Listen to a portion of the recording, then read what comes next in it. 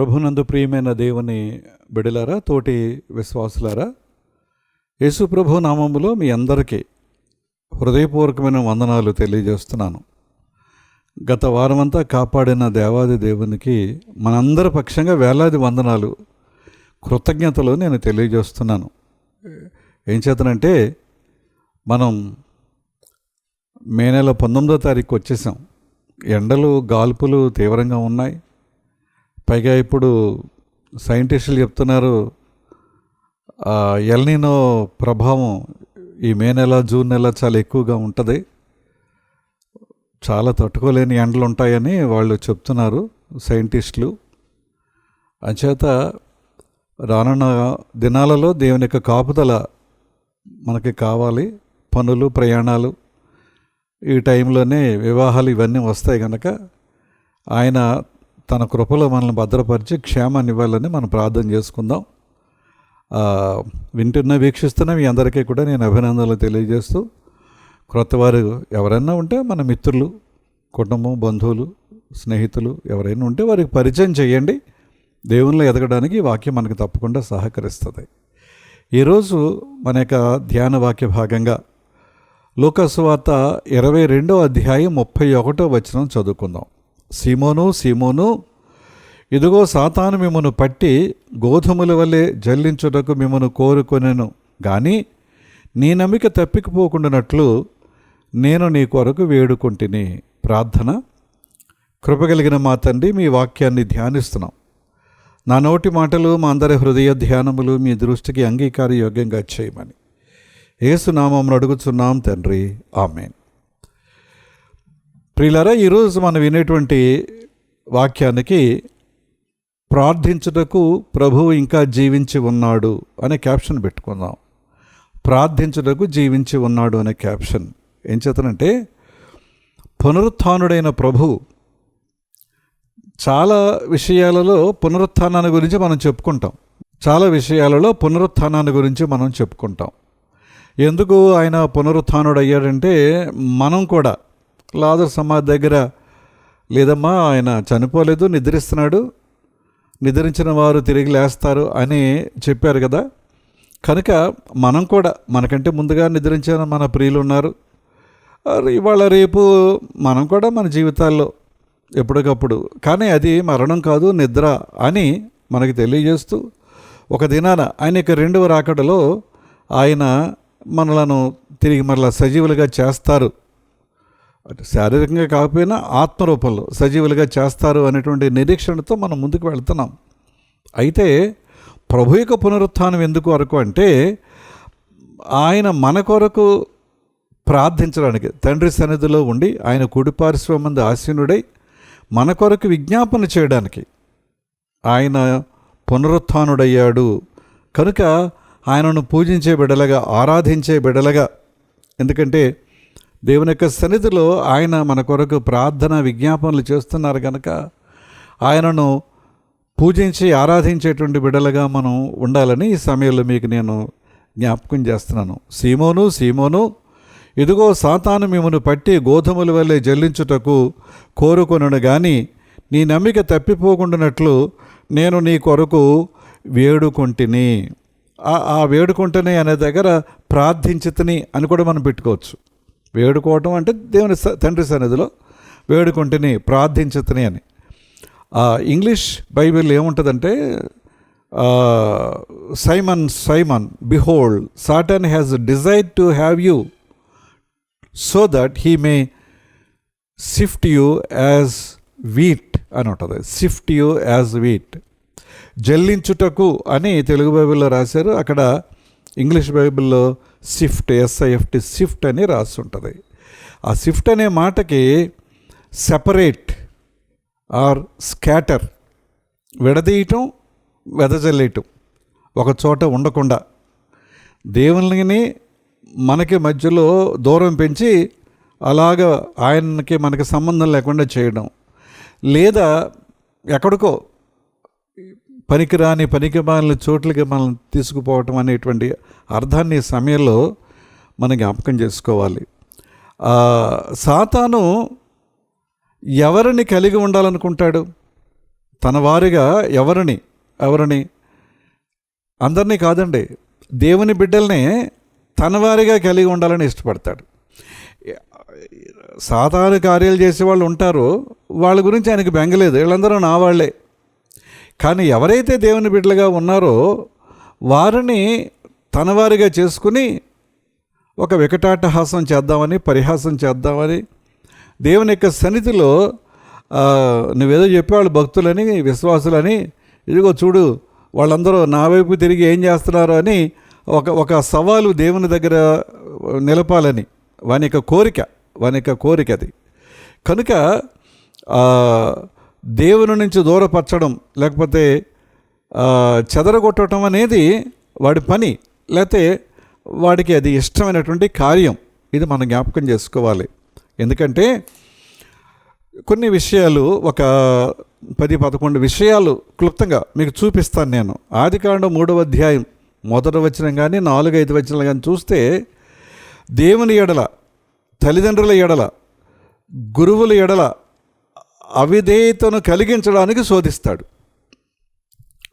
తల్లిదండ్రులు మనం గౌరవించాలి, మన గురువులు మనం గౌరవించాలని, వీరందరికంటే కూడా దేవుని మనం గౌరవించాలి. కానీ వాడు ఎంతగా శోధిస్తాడంటే దేవుని ఎడల, తల్లిదండ్రుల ఎడల, గురువుల ఎడల అవిధేయత చూపేలాగా వాడు మనలను శోధిస్తాడు. ఇది మొదటి విషయం మనం గమనించాలి. యోబు గ్రంథం 1వ అధ్యాయం 9-11 వచనాలు కనుక చూస్తే పరిశుద్ధుల మీద అపవాదులు వేస్తాడు. పరిశుద్ధ జీవితం జీవిస్తారు, పరిశుద్ధులుగా ఉంటారు, ఈ బిడ్డలు పరిశుద్ధులని దేవుడు తీర్మానం కూడా చేస్తాడు. కానీ అదంతా వట్టిదే అని ఒక అపవాదు వేసి, ఒక అపనమ్మిక మన మీద దేవునికి కలిగేలాగా కూడా వాడు ప్రయత్నం చేస్తాడు. 2వ అధ్యాయం యోబు గ్రంథంలో 7వ వచనం చూస్తే మనకి వ్యాధులు కలుగు చేస్తాడు. ఎలాగా? మనం దేవుని మీద విసుక్కునేలాగా మనకు వ్యాధులు కలుగు చేస్తాడు. జకర్యా గ్రంథం 3వ అధ్యాయం 1వ వచనం చూస్తే నీతిగా జీవించే వారిని, నీతిగా బ్రతికే వారిని అతడు వ్యతిరేకిస్తాడు. అది కుదరదు అన్నట్టుగా వారిని ఎందుకు వచ్చిన ఈ తాపత్రయం, ఎందుకు వచ్చిన ఈ బ్రతుకు, దానివల్ల నీకు ఒరిగేదేంటి అని ఆ నీతిగా జీవించే జీవితానికి దూరపరిచేటువంటి ప్రయత్నం చేస్తాడు. ఏమంటే ఆడు ఎంత గొప్పోడంటే మత్తయి సువార్త 4వ అధ్యాయం 1వ వచనంలో యేసు ప్రభునే శోధించాడు. నువ్వు ఆకలిగా ఉన్నావు కదా, ఇగో ఈ రాళ్ళను రొట్టెలుగా చేసుకో. నువ్వు దేవుని కుమారుడు అని గొప్పలు చెప్పుకుంటున్నావు కదా, అంతకంటే ఎక్కువ సెన్సేషనల్ న్యూస్ ప్రజలకు వ్యాపించాలంటే ఈ దేవాలయ శిఖరం నుంచి దూకేశాయి. ఇగో లోక వైభవాలను నావి నీకు ఇవ్వాలంటే నాకు ఒక చిన్న సలాం కొట్టు, నీకు ఇచ్చేస్తాను అన్నట్టుగా అటు చూస్తాం. మత్తయి సువార్త 13వ అధ్యాయం 19వ వచనం చూస్తే మంచి విత్తనాలు అంటే దేవుని వాక్యం అనేటువంటి మంచి విత్తనాలను మంచి హృదయంలో నుంచి తొలగిస్తాడు. అంటే ఆ మంచి నేలను పడిన విత్తనం ఫలించకుండా అవి ఎలాగైతే పక్షులు త్రోవలో పడ్డ విత్తనాలను ఎత్తుకుపోయాయో అలాగా వీడు ఆ దేవుని మంచి వాక్యం మన హృదయాల్లో పడి ఫలించకుండా దానిని వాడు, అలాగే మత్తయి సువార్త 13వ అధ్యాయం 38-39 వచనాలు చూస్తే గురుగులు విత్తుతాడు. గోధుమలు విత్తబడ్డాయి, తెలియకుండా వచ్చి ఒక రాత్రిగాడు గురుగులు కూడా విత్తి వెళ్ళిపోతాడు. అంటే పనికి మాలిన దైవ వ్యతిరేకమైనటువంటి విషయాలు ఆ హృదయాలలో చొచ్చి వారు దేవునికి దూరం అయ్యేలా వారి యొక్క ప్రయత్నం. ఏమండి, లోకసువార్త 9వ అధ్యాయం 42వ వచనం చూస్తే శరీర ఆత్మలను పాడు చేస్తాడు, క్షీణింపజేస్తాడు. ఇంకా కొంచెం ముందుకు వెళితే యోహాను సువార్త 8వ అధ్యాయం 44వ వచనం చూస్తే అబద్ధాలు చెప్తాడు, అబద్ధాలను ప్రోత్సహిస్తాడు.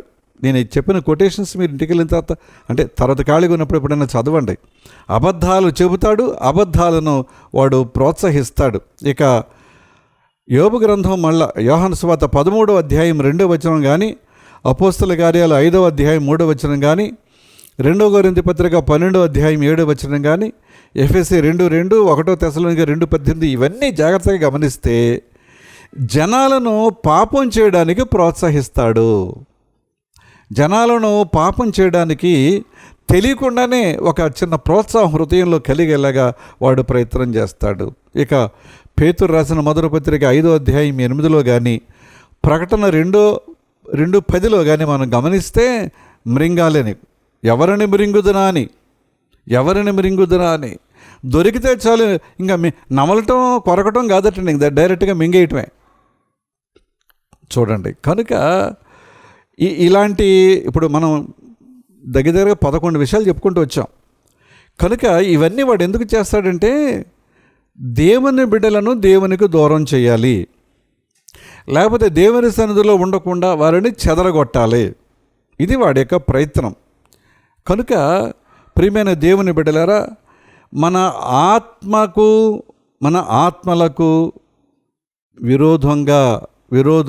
విరోధంగా ఉండేటువంటి ప్రయత్నం కొంతమందిని ప్రేరేపించి, అందుకనే 71వ కీర్తన 10వ వచనంలో, నా శత్రువులు నన్ను గూర్చి మాట్లాడుకొనుచున్నారు, నా ప్రాణము కొరకు పొంచి ఉన్నవారు కూడి ఆలోచన చేయుచున్నారు. ఒక మంచి వ్యక్తిని, దేవుని బిడ్డను, దేవుని మీద అనురక్తి కలిగిన వ్యక్తిని, దేవునికి అడుగుజాడల్లో నడిచే వ్యక్తిని పాడు చేయడానికి కొంతమందిని ప్రేరేపిస్తే, నన్ను గురించి మాట్లాడుకొనుచున్నారు నా శత్రువులు, నా ప్రాణము కొరకు పొంచి ఉన్నవారు కూడి ఆలోచన చేయుచున్నారు. ఎలాగా, ఏం సంగతి అని యేసుప్రభు జీవితంలో కూడా మనం చూస్తాం. ఒకవేళ దేవుని చిత్తమైతే నెక్స్ట్ ఎపిసోడ్లోనే, ఆ తర్వాత ఎపిసోడ్లోనే ఒకసారి మనం జ్ఞాపకం చేసుకుందాం తప్పకుండా ఈ విషయాలు. 86వ కీర్తన 14వ వచనం చూస్తే, దేవా, గర్విష్ఠులు నా మీదకు లేచి ఉన్నారు, బలాత్కారులు నా ప్రాణము తీయజూచుచున్నారు, వారు నిన్ను లక్ష్య పెట్టని వారై ఉన్నారు. వారు దేవుని లక్ష్య పెట్టరటండి. గర్విష్ఠులు, బలాత్కారులు దేవుని లక్ష్య పెట్టకుండా దేవుని బిడ్డల మీద, ఇదంతా ఎవరి ప్రయత్నం, ఇదంతా ఎవరి ప్రలోభం, ఎవరి యొక్క ప్రేరేపణ అంటే వారి హృదయాలలో వీడు ప్రవేశించి అపవాది లేక సాతాను దేవుని బిడ్డలను పాడు చేసేటువంటి ప్రయత్నం అని మనం జాగ్రత్తగా జ్ఞాపకం చేసుకోవాలి. ఏమంటే ఎవరైతే దేవునికి సన్నిహితంగా, ఆయనకి ఇష్టలుగా, ప్రియులుగా ఉండడానికి ప్రయత్నం చేస్తారో వారిని పాడు చేసి, పడగొట్టి, దేవునికి దూరం చేసి సంతోషించే ప్రయత్నంలో వాడు ఎప్పుడూ ఉంటాడు.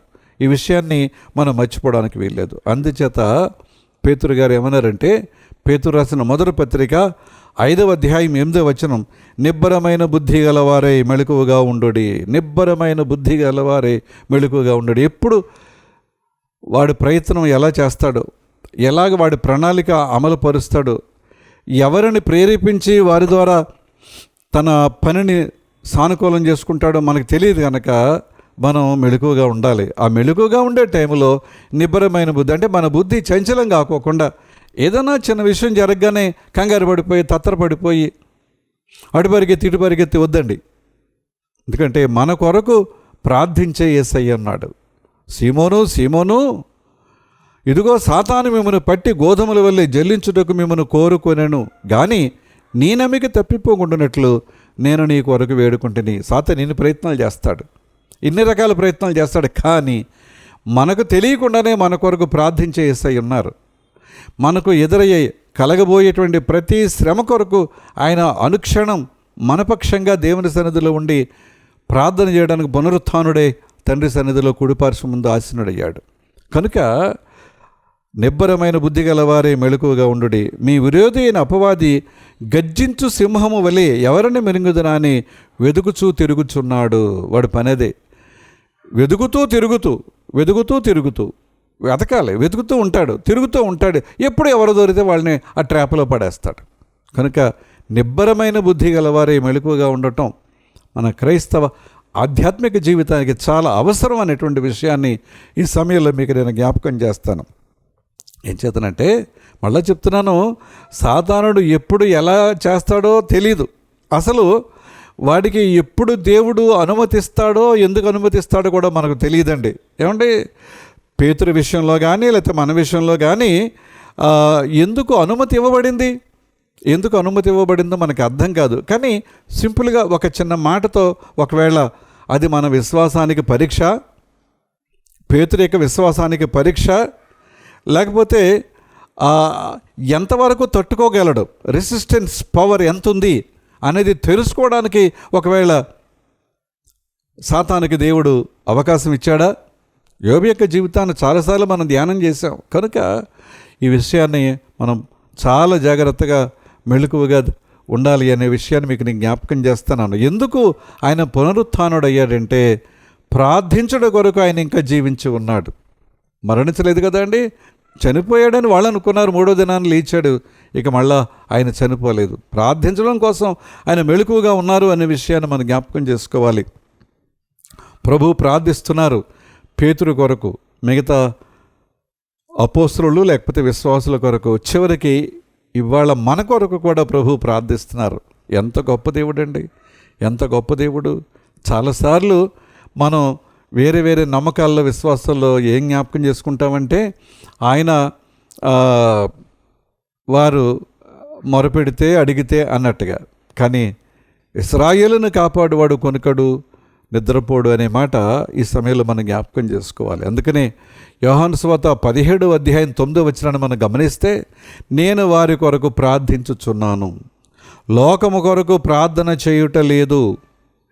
లోకంలో చాలామంది ఉన్నారు, వారందరి కొరకు నేను ప్రార్థన చేయట్లేదు. ఎవరైతే నా బిడ్డలుగా ఉన్నారో, విశ్వసించారో, నా అడుగుజాడల్లో నడుస్తున్నారో, నేను ప్రభు బిడ్డను అని ఎవరైతే ధైర్యంగా ధీమాగా చెప్పుకుంటున్నారో, నేను వారి కొరకు ప్రార్థన చేస్తాను. అంతే తప్ప లోకంలో అందరూ నా సృష్టే, కానీ నేను అందరి కొరకు ప్రార్థన చేయట్లేదు. నీవు నాకు అనుగ్రహించున్నవారు నీవారై ఉన్నందున వారి కొరకే ప్రార్థన చేయిస్తున్నాను. విన్నారండి? నీవు నాకు అనుగ్రహించిన వారు, ఎవరిని అనుగ్రహించాడు? ఎవరైతే ఆయన మాట వింటారో, బైబిల్ చదువుతూ ఆలయానికి వెళుతూ ఆయన బిడ్డలుగా ఉంటారో, విశ్వాసులుగా ఉంటారో, నమ్మకంతో ప్రార్థన చేస్తూ ఉంటారో, వారి కొరకు ఆయన ప్రార్థన చేస్తున్నారు. కనుక ఆయన ప్రార్థించే జాబితాలో నేను ఉండాలి, ఆయన ప్రార్థించే జాబితాలో నేను కూడా ఉండాలి అనే ఒక ఆలోచనతో ఆయనను మనం వెంబడించడం అనేది మనం నేర్చుకోగలిగితే మన జీవితాలు ధన్యకరంగా ఉంటాయని మీకు నేను మనవి చేస్తూ ఉన్నాను. ఇది 9వ వచనం 17వ అధ్యాయం యోహాను సువార్త. 11వ వచనం చూడండి.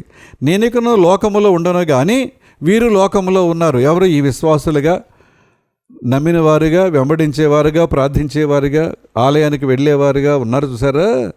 వారందరూ ఇంకా లోకంలో ఉంటారు. నేను ఉండను. నేను ఆరోహణమై నీ దగ్గరకు వచ్చేస్తాను. నేను నీ యొద్దకు వచ్చుచున్నాను. ఆరోహణమై నేను నీ దగ్గరకు వస్తాను. నేను ఇక్కడ ఉండను లోకంలో, కానీ వారు ఉంటారు. పరిశుద్ధుడైన తండ్రి, మనము ఏకమయ్యున్నలాగున వారును ఏకమయ్యుండునట్లు నీవు నాకు అనుగ్రహించిన నీ నామమందు వారిని కాపాడుము. నీ పేరు మీద వారిని కాపాడాలి. నీ పేరును బట్టి నువ్వు వారిని కాపాడాలి. ఎందుకంటే వారిని నీవు నాకు అనుగ్రహించావు. నీవు నాకు అనుగ్రహించిన వారు ఎవరు పడిపోవటం కానీ, చెడిపోవటం కానీ, దూరం అవటం కానీ, సాతాను వలలో చిక్కుకోవటం కానీ నాకు ఇష్టం లేదు. కనుక నేను వారి కొరకు ప్రార్థన చేస్తున్నాను. ఆ ప్రార్థన మీరు విని వారికి అవసర క్షేమాన్ని ఇవ్వాలి. మన కొరకు ఎంత గొప్ప విజ్ఞాపన ప్రార్థన చేసేటువంటి తండ్రిగా, మన కొరకు ఎంత గొప్ప విజ్ఞాపన ప్రార్థన చేసేటువంటి దేవుడిగా యేసయ్య ఉన్నారో ఒక్కసారి మనం జ్ఞాపకం చేసుకుందాం ప్రియులారా. అంచేతనే ప్రార్థించుటకు ఆయన ఇంకా జీవించి ఉన్నాడు అనే క్యాప్షన్తో ఈరోజు వాక్యం మనం వింటున్నాం. ఇప్పుడు 11వ వచనం చూసాం, 15వ వచనం కూడా చూద్దామండి. నీవు లోకములో నుండి వారిని తీసుకుని పొమ్మని నేను ప్రార్థించటలేదు కానీ దుష్టుని నుండి, కింద ఫుట్ నోట్లో కీడు నుండి అని ఉంటుంది, వారిని కాపాడమని ప్రార్థించుచున్నాను. అయ్యా, మరి లోకంలో ఉంటే ఈ కీడు తప్పదు, వాడు కీడు శోధిస్తూనే ఉంటాడు, కీడు కల్పిస్తూనే ఉంటాడు, ఎలాగోలా పడగొట్టే ప్రయత్నం చేస్తాడు. కనుక వాళ్ళని తీసుకెళ్ళిపోయి నేను ప్రార్థించట్లేదు. వారు ఉంటారు. వారికి ఒక టైం ఉంది. ఆ టైం అయ్యే వరకు, నీ ప్రణాళిక వారి జీవితాల్లో నెరవేరే వరకు వారు ఉంటారు. అయితే వాడి బారిన పడకుండా, ఆ దుష్టుని బారిన పడకుండా, కీడు బారిన పడకుండా వారిని కాపాడమని నీ సన్నిధిలో నేను ప్రార్థన చేస్తున్నాను. ప్రియమైన దేవుని బిడ్డలారా, కొన్నిసార్లు మనకు కుటుంబాలు ఉన్నాయి. మన కుటుంబాల్లో ఉన్న వారి కొరకు మనం ప్రార్థన చేస్తాం. ఎంతవరకు ప్రార్థన చేస్తామంటే, జరిగిపోయిన వాటి విషయంలో కృతజ్ఞత చెల్లించడానికి మేము మర్చిపోతాం. జరుగుతున్న విషయాలలో ప్రార్థన చేద్దామని అనుకుని కొన్నిటిని ప్రక్కన పెడతా ఉంటాం. ఇక భవిష్యత్తు తెలియదు కనుక ఏదో ఒక మాట అనేసి ప్రక్క తప్పుకుంటాం. కానీ ఆయన అలా కాదండి. నీవు లోకములో నుండి వారిని తీసుకుని పొమ్మని ప్రార్థించడం లేదు కానీ దుష్టుని నుండి వారిని కాపాడమని ప్రార్థించుచున్నాను. గొప్ప దేవుడు అండి మన ప్రభు అయినటువంటి యేసయ్య. ఎంత గొప్ప దేవుడు, ఈ సమయంలో మనం జ్ఞాపకం చేసుకోవాలి ప్రియమైన దేవుని బిడ్డలారా. కనుక రాబోయేటువంటి దినాలలో ఎదుర్కోబోయేటువంటి శ్రమలు, కష్టాలు ఉన్నాయి. వాటన్నిటిలో మనలను బలపరచడం అనేది ఆయన యొక్క చిత్తం. వాటన్నిటిలో కూడా మనల్ని బలపరచడం అనేది ఆయన యొక్క ఉద్దేశం. కనుక ఆయన ప్రార్థిస్తున్నాడు, సీమోను సీమోను, ఇదిగో సాతాను మిమ్మను పట్టి గోధుమల వల్లే జల్లించుటకు మిమ్మను కోరుకొనెను.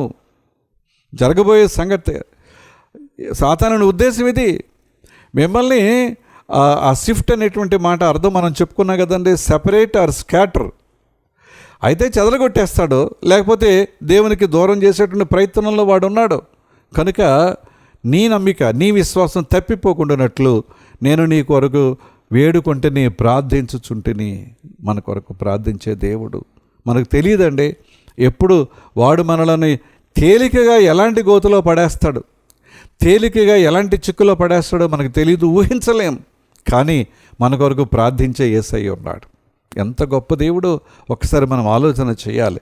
అందుకనే యెషయా గ్రంథం 53వ అధ్యాయం 12వ వచనం చివరి భాగాన్ని మనం గమనిస్తే, అనేకుల పాపమును భరించుచు తిరుగుబాటు చేసిన వారిని గూర్చి విజ్ఞాపనము చేసెను. అనేకుల పాపమును భరించుచు తిరుగుబాటు చేసిన వారిని గూర్చి విజ్ఞాపనము చేసెను. తెలియకుండా తెలిసి ఎన్నో తప్పులు, పాపాలు జీవితంలో దొరికిపోతున్నాయి, ఎన్నో పొరపాట్లు దొరికిపోతున్నాయి. ఎంతో అవిధేయత ఆయన ఎడల మనం కనపరుస్తూనే ఉంటాం. ఇక తిరుగుబాటు అంటారా, నేను తిరుగుబాటు చేయలేదని అనుకుంటాం, కానీ ఒక్కొక్కసారి తెలియకుండా దేవుని మీద అలుగుతూ ఉంటామండి. నేను ప్రార్థించాను, ఆయన చేయలేదు. నేను ప్రార్థించాను, నా ప్రార్థన వినలేదు. నేను ప్రార్థించాను, నాకు జవాబు రాలేదు. నేను మొక్కుకున్నాను, మొక్కుబడి చెల్లించడం రెడీగా ఉన్నాను, కానీ అది జరగలేదు. ఇలాంటి మాటలు చాలా చెప్పుకుంటాం. అదంతా దేవుని మీద తిరుగుబాటు చేయటం అంతే తప్ప నా జీవితంలో ఆయన చిత్తం ఇలాగూ నెరవేరుతుంది, నేను అడిగాను కానీ ఆయన ఇవ్వలేదు, ఆయన ఉద్దేశం అది కాదన్నమాట, ఆయన చిత్తం అది కాదన్నమాట అని ఒక తీర్మానానికి రాం. ఆయన అంటున్నాడు, అనేకుల పాపములను భరించుచు తిరుగుబాటు చేసిన వారిని గురించి విజ్ఞాపనము చేసెను. ఎంత గొప్ప దేవుడండి ఇది. తల్లిదండ్రులు బిడ్డల్ని ప్రేమిస్తారు. ఎంతవరకు ప్రేమిస్తారు అంటే, వారి మాట వీరు విన్నంత వరకు ప్రేమిస్తారు, లోబడినంత వరకు ప్రేమిస్తారు, విధేయులుగా ఉన్నంత వరకు ప్రేమిస్తారు. మాట వినలేదు కదా, ఇష్టానుసారంగా ప్రవర్తిస్తున్నారు కదా, నీ దారి నీదే, నా దారి నాదే అన్నట్టుగా అయిపోతుంది. కానీ దేవుడు అలా కాదు. తిరుగుబాటు చేసిన వారి కొరకు ఆయన ప్రార్థన చేస్తున్నాడు అని. యోహాను సువార్త 14వ అధ్యాయం 16వ వచనం చూస్తే, నేను తండ్రిని వేడుకొందును ఏమని, మీ యొద్ద ఎల్లప్పుడూ ఉండుటకై వేరొక ఆదరణకర్తను, ఫుట్నోట్లో ఉత్తరవాది అని ఉంటుందండి, వేరొక ఆదరణకర్తను లేక ఉత్తరవాదిని అనగా సత్యస్వరూపియగు ఆత్మను మీకు అనుగ్రహించును. నేను తండ్రిని వేడుకుంటాను, నేను వెళ్ళిపోతాను. నేను వెళ్ళిన తర్వాత మీ కేర్ ఎవరు తీసుకుంటారు, మీ బాధ్యత ఎవరికి, మీ గురించి ఎవరు ఆలోచన చేస్తారు.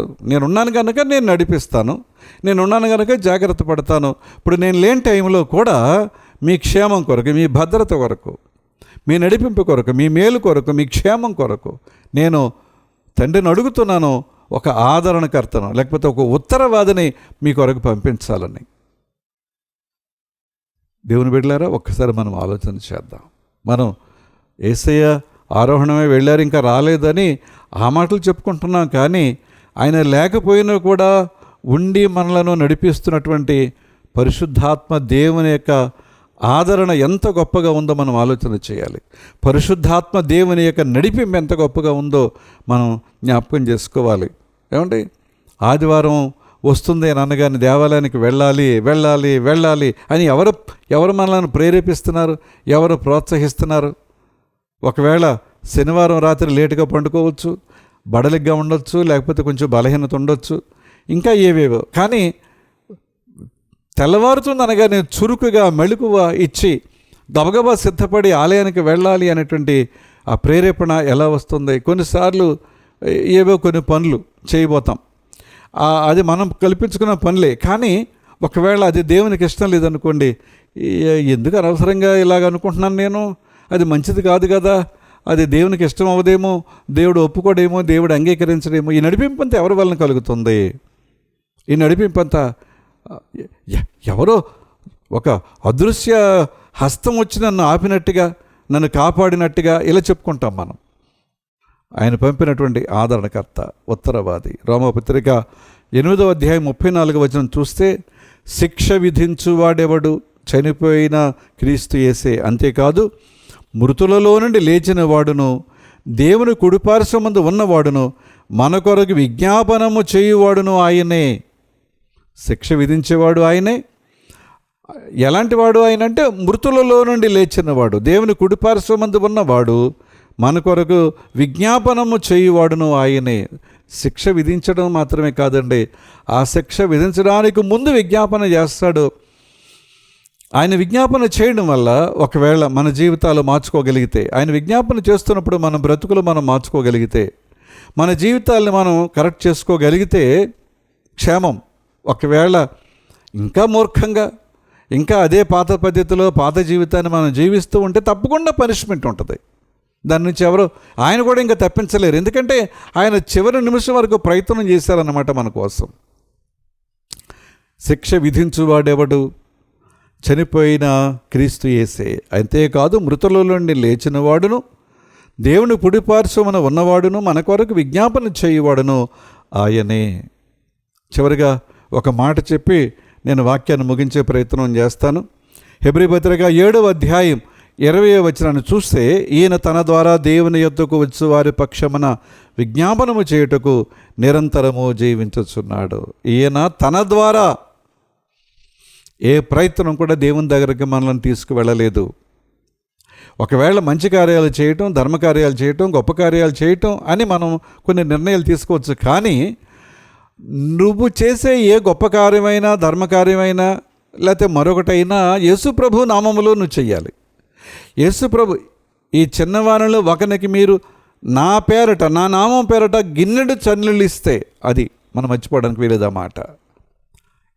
ఈయన తన ద్వారా దేవుని యొద్దకు వచ్చువారి పక్షమున విజ్ఞాపనము చేయుటకు నిరంతరము జీవించుచున్నాడు. ఎందుకైనా పునరుత్థానుడై తండ్రి కుడిపార్శ్వమున ఉన్నాడంటే, ఆయన ద్వారా ఎవరైతే ప్రభు దగ్గరికి, దేవుని దగ్గరికి వెళ్ళాలనుకుంటారో, ఆయన ద్వారా ఎవరైతే దేవుని చేరుకోవాలని అనుకుంటారో వారి పక్షాన విజ్ఞాపన చేయడానికి ఆయన అక్కడ సిద్ధంగా ఉన్నారు.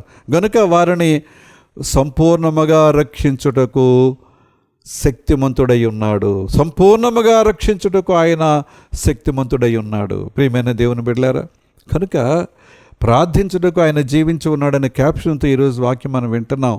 మన పక్షంగా, మన తరపున, మన క్షేమం కొరకు, మన భద్రత కొరకు, మన ఆదరణ కొరకు, మన విడుదల కొరకు ప్రార్థించే యేసయ్యను మనం కలిగి ఉండటం ధన్యత. కొన్నిసార్లు కొంతమందిని మనం అడుగుతాం, అయ్యా మా కోసం ప్రార్థన చేయండి అని. ఆ దైవజనులు అవ్వచ్చు, దైవజనరాలు అవ్వచ్చు, లేకపోతే ఇంకా భక్తిపరులైన వారు, లేకపోతే వీరు కొంచెం ప్రార్థనలో బలంగా ఉంటారని ఎరిగిన వారిని కూడా మనం అడుగుతాం. కానీ వారు కొన్నిసార్లు మర్చిపోతారు.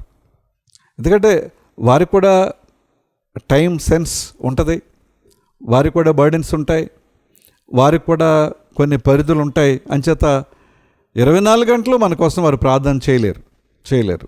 చేస్తారు, ఒక పర్టికులర్ టైంలో చేస్తారు, మిగతా టైంలో వారి పనులు వారికి ఉంటాయి. కానీ నిరంతరము నిన్ను నన్ను మర్చిపోకుండా, కునుకక నిద్రపోక మన కొరకు విజ్ఞాపన చేసేటువంటి యేసయ్యను మనం కలిగి ఉండటం ధైర్యం. అంచేత సీమోను ఇదిగో సాతాను మిమ్మను పట్టి గోధుమ వల్లే జల్లించుటకు మిమ్మను కోరుకొనును గానీ మీ నమ్మిక తప్పిపోకుండానట్లు నేను నీ కొరకు వేడుకుంటేనే.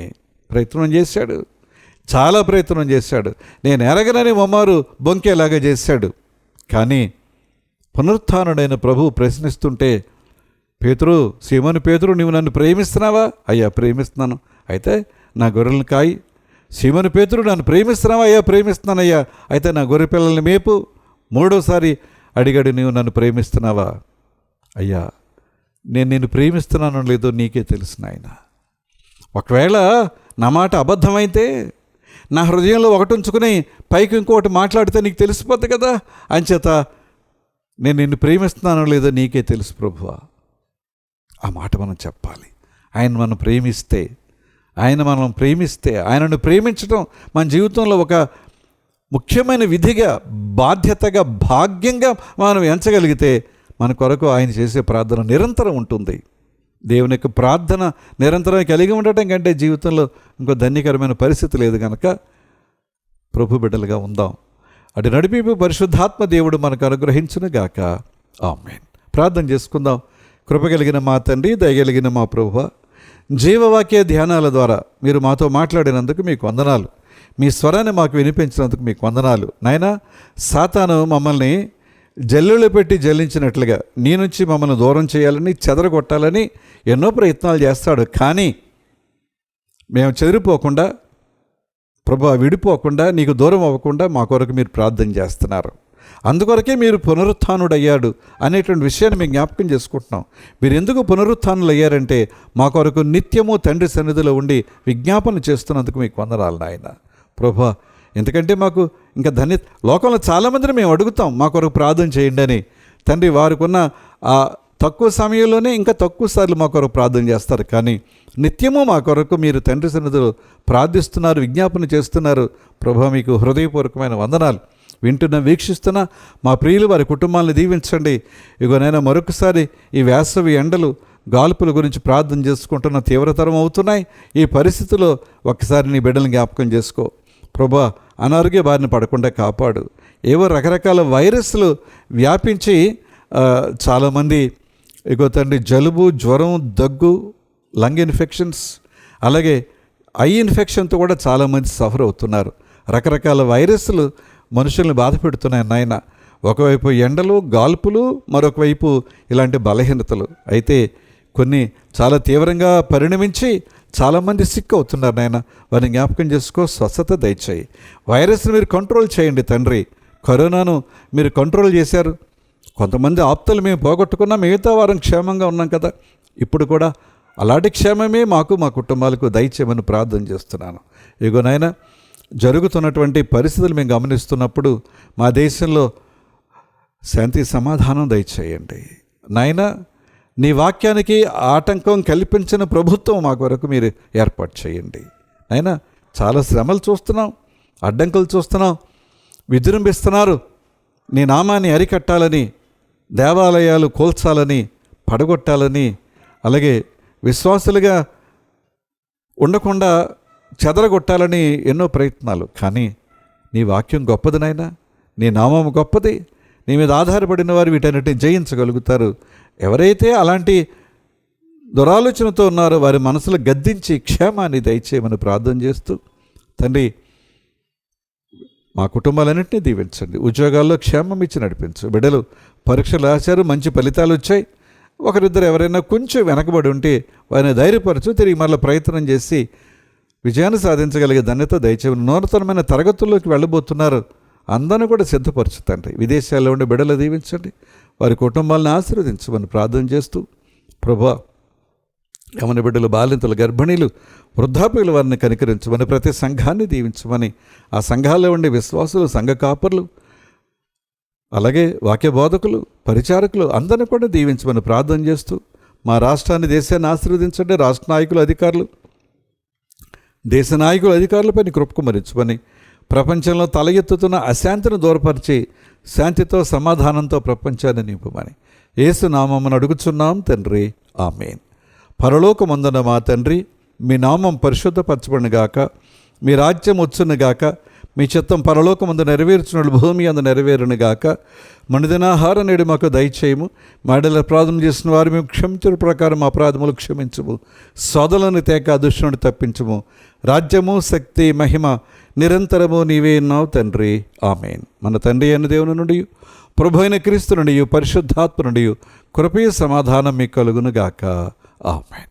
మరొక మంగళవారం కలుసుకుందాం. అంతవరకు సెలవు.